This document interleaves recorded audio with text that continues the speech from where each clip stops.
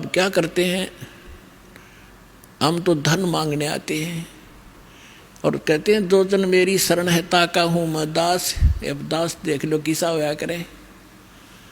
दास किसे कहते हैं, दास की परिभाषा सुनाता हूं। एक बार अब्राहिम सुल्तान अधम जो राजा था, उसने घर त्याग दिया था, परमात्मा की कृपा से घर त्याग दिया था और वो किसी चला गया, एक आश्रम में रुक गया।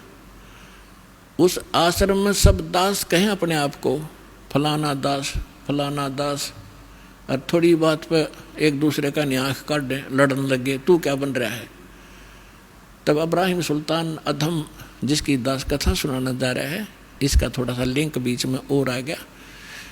जब वो घर त्याग गया था, पहले ये राजा था, तो उसने कहा कि भाई आप नाम दास जरूर लिखते हो पर कर्म आपके लक्षण दास के नहीं है। उन्होंने पूछा भाई क्या बात भगत जी, कैसे नहीं। उन्हें पता था कि राजा था और ऐसे राज त्याग करा है। तो उसने कहा कि जब मैं राजा था हम गुलाम लाते थे, गुलाम दास, तो मैंने, क्योंकि धार्मिकता मेरे अंदर थी, मैं गुलामों का ध्यान बहुत रखता था, कोई इसको कष्ट ना हो, तो मैंने उससे पूछा कि भी गुलाम आदमी पहले मनुष्यों को मोल लिया करते, गुलाम जैसे आजकल पशुओं को लाते हैं। राजा लोग या सेठ साहूकारों के वहाँ वो नौकर रहा करते थे, उनको जो मर्जी झूठा कुटा टुकड़ा दे दिया, उनकी सब स्वतंत्रता समाप्त हो जाती थी और जो यस जो कह दिया वही करते थे, आगे यस कर सकते थे, नो नहीं, और उनकी स्व इच्छा कुछ नहीं होती थी गुलाम की। तो अब्राहिम सुल्तान ने कहा कि मैंने उससे पूछा कि ए गुलाम तेरा क्या नाम है।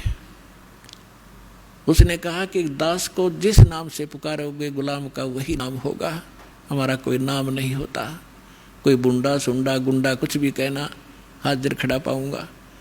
आपको कौन सा भोजन रुचिकार है।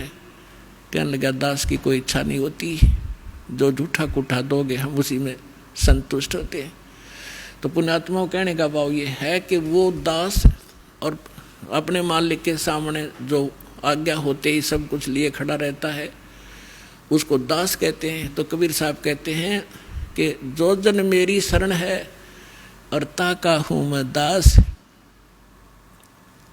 और गेल गेल ला गया फिरूं जब तक धरती आकाश।